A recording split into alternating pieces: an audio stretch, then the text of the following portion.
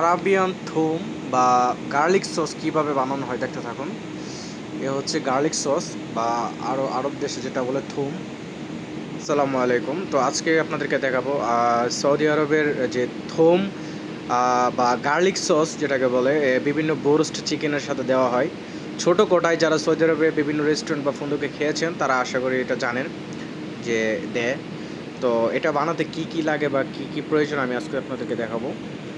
তো এটা হচ্ছে ডিপ ফ্রায়ার। এখানে বিভিন্ন ফ্রাঞ্চিস বা চিকেন প্লাস সমোসা বিভিন্ন জিনিস ভাজা হয়।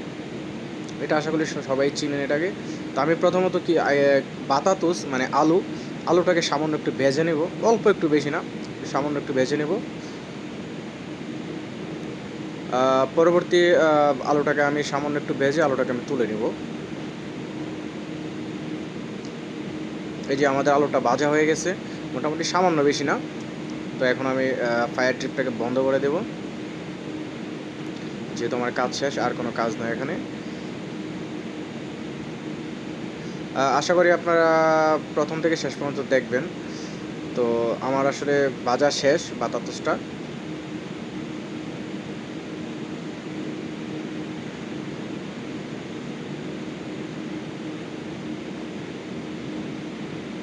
তো তো কী কী লাগে আমি আপনাদেরকে দেখাবো। তো এখানে লবণ আছে, দুধ, রসুন, তেল, যেটাকে বলে, বা বাতাতুস, আর ডিম নিয়েছি আমি 3টা। তো সবগুলো আমি পরিমাণ মতো দিব। তো এখানে দুধ আমি এখানে 3টা দিব, 3টা সম্পূর্ণ দেওয়া হয় না, আড়াই লিটার। তো প্রথমে আমি পরিমাণ মতো রসুন দিয়ে দিলাম, তারপর আলু দিয়ে দিলাম, তারপরে তেল দিয়ে দিলাম, এখন দুধ দেওয়া হচ্ছে। আসলে সম্পূর্ণ ভিডিও করা আসলে সম্ভব না, যেহেতু ভিডিওটা লম্বা হয়ে যাবে। তো যার জন্য আমি শর্টকাটলি আপনাদেরকে দেখাচ্ছি। তো পরিমাণ মতো তেল, রসুন, তারপরে আলু, তারপরে আমি এর আগে দিয়েছি 3টা ডিম। তো এখানে দুধ দেওয়া হচ্ছে।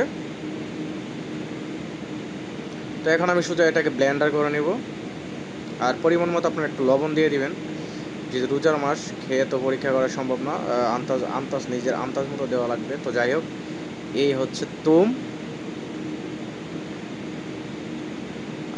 তুমটা আরও গাঢ়